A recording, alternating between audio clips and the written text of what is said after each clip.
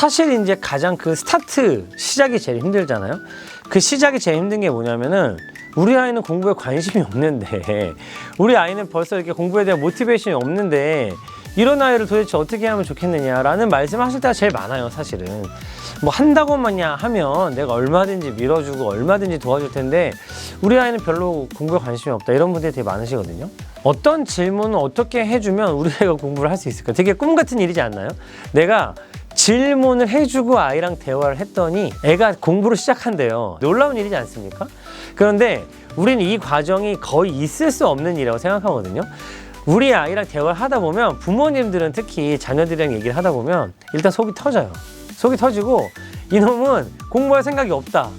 예, 그래서 결론은 얘가 하면 잘할 것 같은데 공부할 생각이 없다. 그럼 결론은 뭐냐? 넌 좀 혼나야 된다. 꽉 잡아야 된다. 그리고 이제 심지어는 포기한다. 이렇게까지 대화가 흘러가거든요. 그런데 정말로 그럴까요? 저는 아이들이 저를 찾아왔을 때 지금부터 제가 말씀드린 6가지 질문이 있어요. 이 질문을 했을 때 공부가 하고 싶어진다는 얘기를 되게 많이 들었어요. 안녕하세요. 저는 생각노트 이창준이라고 합니다. 유튜브 채널 생각노트 운영하고 있고요. 최근에는 평범한 아이들은 어떻게 최상위권이 되었을까라는 책을 내고 활발하게 활동을 하고 있고, 또 저는 분당에서 생각노트 수학 아카데미라는 학원을 운영하고 있습니다. 만나서 반갑습니다. 첫 번째 질문부터 해보겠습니다. 공부는 꼭 잘해야 되니? 어떻게 생각해? 너 공부 잘해야 돼? 여러분도 한번 대답을 한번 해보시면 좋겠어요. 공부는 꼭 잘해야 되나요? 우리 모두 알고 있잖아요. 공부 잘한다고 잘 먹고 잘 사는 거 아니거든요. 공부 잘한다고 행복한 거 아니거든요. 그렇잖아요. 저는 사실 이 질문을 부모님들하고 아이들이 있는 자리에서 얘기했을 때 똑바로 딱 얘기하시는 부모님 별로 못 본 것 같아요. 사실은 다 이런 질문을 제가 애 앞에서 하잖아요. 왜 이런 질문을 하는 거지? 이런 생각이신 것 같아요. 근데 저는 꼭 한번 생각을 해봐야 한다고 생각합니다. 특히 영재 아이들 중에 이런 질문에 대답을 해주지 않으면, 그러니까 이 질문에 대한 답을 찾지 않으면 아예 공부 자체를 시작을 못하는 아이들도 많아요. 그리고 저기 갈 길이 멀어 보이는 아이들 있잖아요. 난 이미 공부가 좀 늦었어. 그런 아이들도 이런 질문에 대답을 해주지 않잖아요. 그 아이들의 머릿속에 이미 자리 잡고 있을 수 있어요. 엄마, 내가 딱 엄마가 봐도 나 공부 잘할 것 같지 않잖아. 나 여기서 꼭 공부 잘해야 돼? 이렇게 생각하는 아이들이 의외로 많아요. 저는 학원 원장이지만 아이들한테 자주 얘기합니다. 저는 공부를 꼭 잘할 필요 없다고 생각해요. 꼭 좋은 대학에 갈 필요가 없다고 생각합니다. 근데 저는 자신 있게 아이들한테 뭐라고 얘기하냐면, 공부는 못해도 돼. 근데 내가 12년 동안 공부를 하는 사람으로 살았잖아. 초, 중, 고 합쳐서 12년 동안 공부를 하는 사람으로 살았는데, 내가 12년 동안 했던 공부에 최선을 다하지 않은 사람이 그 다음에 내가 뭔가에 최선을 다할 거라고 믿는 사람은 아무도 없다. 그 너 스스로도 그렇게 믿지 않았으면 좋겠다라고 얘기를 해요. 무슨 얘기냐면, 여러분 우리 살다 보면 다 느끼지 않나요? 처음엔 재밌어서 시작을 해요. 근데 하다 보면 어떻게 되냐면요, 힘든 일이 반드시 벌어집니다. 많은 정말 시련과 그만두고 싶은 순간들이 생겨나요. 내가 재밌는 것들도 결국은 그 순간을 넘어야 된다. 내가 가진 모든 것을 쏟아보는 연습을 해야 된다. 내가 12년 동안 내가 가진 모든 것들을 내가 하고 있는 일에 쏟아보는 연습을 하지 않으면 내가 나중에 그런 일을 할 수 있다는 보장은 없다고 생각합니다. 부모님들도 이 얘기는 동의하실 거예요. 회사에서도 어떤 임원들 보면은 저 사람은 그렇게 특출난 능력이 없는 것 같은데 어떻게 저 자리까지 올라가지, 이런 분들 있잖아요. 근데 누구나 인정하는 한 가지 모습이 있어요. 뭐냐면 저분은 회사 일에 모든 걸 쏟아넣은 거죠. 그런 자세를 가질 수 있느냐 없느냐가 저는 어느 순간에 결정된다고 생각하냐면, 저는 의외로 학창 시절에 결정된다고 생각합니다. 그래서 저는 아이들에게 우리 12년 동안, 앞으로 남은 기간 동안 내가 공부는 잘 못해도 좋은데 네가 가진 모든 것들을 쏟아 부어서 한번 열심히 해보자. 이 아이들이 내 모든 것을 다 쏟아 부어서 공부를 했다. 좋은 방법을 찾아서 정말 내가 할 수 있는 모든 능력을 다 발휘했다. 그런데 공부를 못할 수는 없어요. 네, 정말 공부를 못할 수는 없습니다. 그런 아이들은 공부를 못할 수 없어요. 그래서 저는 그런 아이들에게 하는 얘기가 뭐냐면, 좋은 대학은 안 가도 돼. 네가 가진 모든 것을 다 쏟아붓는 연습을 했으면 좋겠어. 근데 이 모든 것을 쏟아붓잖아? 공부를 못할 수가 없고 좋은 대학을 못 갈 수가 없어. 그러니까 우리 좋은 대학을 한번 가보자. 우리가 근데 대부분 아이들한테 공부를 해야 되는 이유, 공부를 잘해야 되는 이유라고 설명해 주는 것도 있잖아요. 공부를 잘한다고 잘 된다는 보장은 없는데 그래도 안 하는 것보다 낫다라는 이야기를 우리가 굉장히 열심히 아이들한테 해주고 있다고 생각합니다. 근데 아이들한테 전혀 와닿지 않아요. 저는 공부는 그냥 하는 거다. 모든 것을 쏟아 부어 보는 거다. 12년 동안 이거 하나만 건지고 가자. 이걸 못하는 사람과 이걸 하는 사람은 그냥 인생이 달라질 것이다. 맞지? 라고 얘기했을 때 의문을 가지는 친구는 한 명도 못 봤다. 여기 이 질문까지는 사실은 제가 해주고 싶은 얘기였어요. 근데 지금부터 5가지는 정말 아이가 스스로 질문해야 되는 거라고 생각합니다. 2번째 질문 넘어가 볼게요. 너는 근데 진짜 공부를 잘하고 싶은 게 맞아? 라고 물어보거든요. 여러분 어떻게 생각하세요? 아이들이 이 질문을 하면 어떻게 대답을 할까요? 여러분의 자녀한테 이 질문을 한다고 한번 생각해 보세요. 그럼 대부분의 아이들이 아니요?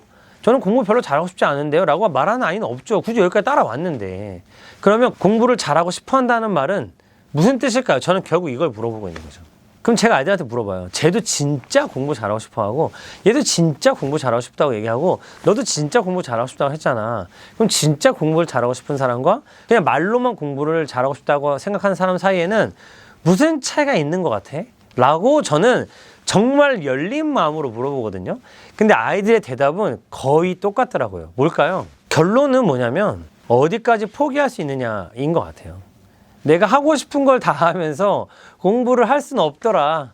내가 공부를 잘하고 싶으면 반드시 그에 상응하는 대가를 치러야 되는구나라는 생각을 아이들이 다 하더라고요. 이때부터 아이들과의 약간 좀 대화의 양상이 바뀌어요. 3번째, 그러면 다시 한번 물어봐요. 너네 반에 너보다 공부 잘하는 애 있지? 네가 생각해봐. 근데 대부분의 아이들이 뭐라고 하냐면요. 제가 지금 공부를 못해도 쟤는 진짜 못 이기겠다고 하는 애는 의외로 한두 명밖에 안 됩니다. 아이들이 내가 진짜 열심히 하면 못 이기는 애는 쟤랑 쟤 정도는 못 이기겠고 나머지는 이길 수 있겠다라고 얘기한다는 거죠. 그러면 이제 거꾸로 나눠서 내가 열심히 한다 쳐.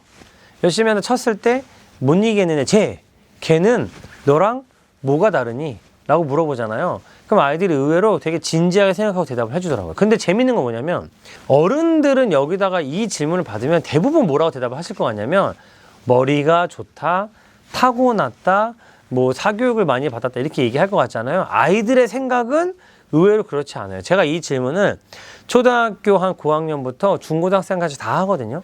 그런데 아이들의 대답은 의외로 굉장히 다채롭습니다. 뭐라고 얘기하냐면 말을 잘하는 애요, 수업 시간에 질문 많이 하는 애요, 책 많이 읽는 애요, 글 쓰는 거 좋아하는 애. 그럼 제가 물어봐요.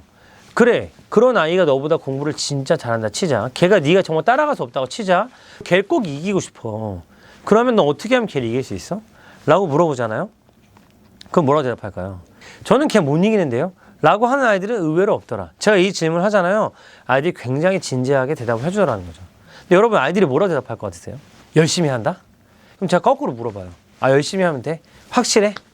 너 정말 열심히 하면 걔 이길 수 있어? 그럼 아이들이 또 아니라 그래요. 아이들이 이게 답을 습관적으로 열심히 해 라고 말을 하는 거지 정말 열심히 하면 걔네 이길 수 있다고 의외로 생각하지 않습니다. 이 질문을 하고 제가 한 2, 3분을 냅둘 때도 있어요. 그냥 대답 안 하면 가만히 냅둬요. 그러다가 자기들 생각을 하기 시작해요. 그리고 나도 대답을 할 때 대부분 나오는 대답은 뭐냐면 저도 그렇게 돼야 돼요 라는 거죠. 내가 걔네를 이기고 싶으면 나도 걔처럼 해야 된다. 최소한 그래야 그 아이만큼 할 수 있다는 거죠. 그러면 제가 다시 물어봐요. 좋아. 그 아이처럼 되고 싶어? 그러면 너 뭘 해야 돼? 뭘 해야 돼? 라고 하면요. 어떻게 될까요? 예를 들어 볼게요. 질문을 많이 하는 애가 공부를 잘해요. 라는 아이한테 네가 어떻게 하면 걔를 이길 수 있어? 라고 물어보면 걔가 저도 질문을 많이 해요. 라고 하거든요. 자, 구체적인 계획이 뭐야? 라고 하잖아요. 아이들이 이쯤 되면 생각보다 많은 아이디어들을 쏟아냅니다. 아이들이 의외로 이런 얘기를 해요. 일어나자마자 질문을 5개 정도 생각해야 돼요.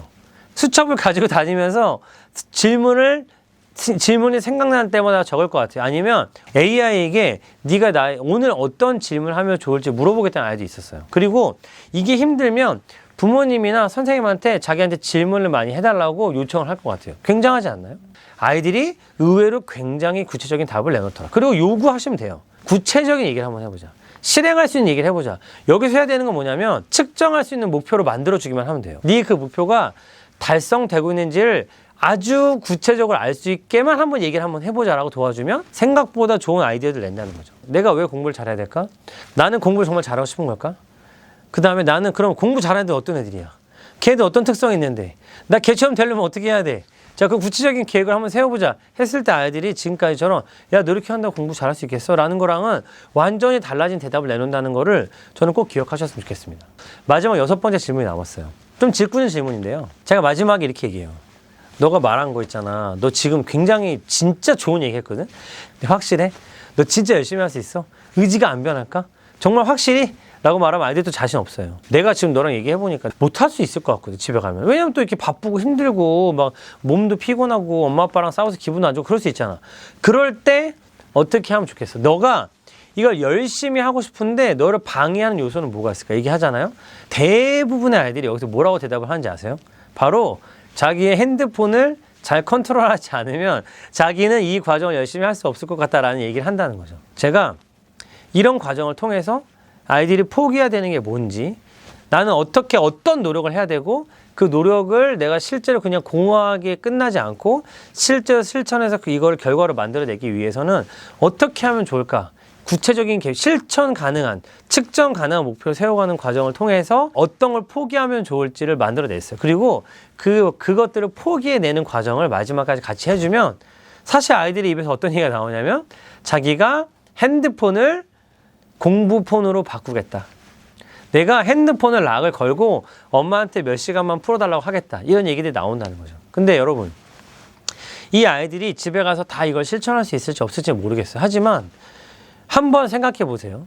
제가 지금까지 했던 6가지의 질문을 계속해서 삶에서 반복하고 있는 아이들이 있어요. 심지어는 자기의 일, 육아, 인간관계에 대해서도 반복하고 있는 사람들이 있거든요. 저는 이런 사람들이 이길 수는 없다고 생각합니다. 공부에서 길러야 되는 가장 중요한 거는 전 이런 과정이라고 생각해요. 내가 공부를 잘하기 위해서 나한테 뭐가 필요하고, 그럼 나는 어떻게 해야 되고, 내가 그걸 하기 위해서 어떤 대가가 필요하고, 내가 어떻게 그걸 포기할 수 있으며, 내가 다시 한번 피드백으로 돌아와서 내가 이것들을 제대로 지키고 있는 점검하는 이 과정들을 계속 반복하고 있는 아이가 있다고 생각해 보세요. 어떤 집에서는 이런 대화를 자연스럽게 나누고 있다고 생각해 보세요. 그러면 이 아이를 이길 수 있을까요? 저는 이 아이는 정말 아주 높은 확률로 자기가 가지고 있는 퍼포먼스를 다 발휘하고 있다고 생각합니다. 제가 이런 얘기를 하면 그래도 문제집 많이 풀고 학원 많이 다니는 아이들이 공부를 잘하지 않겠냐. 그러니까 애들이 그걸 안 하니까 이걸 시켜주는 거다라고 하시거든요. 근데 진짜 공부를 잘하는 아이들의 엄마라고 나와서 얘기하시는 분들 있죠? 본인이 진짜 공부를 잘했던 분들이 나와서 얘기하는 거 있죠? 들어보면 지금 제가 했던 얘기들을 다 똑같이 한다는 거 아실 수 있어요.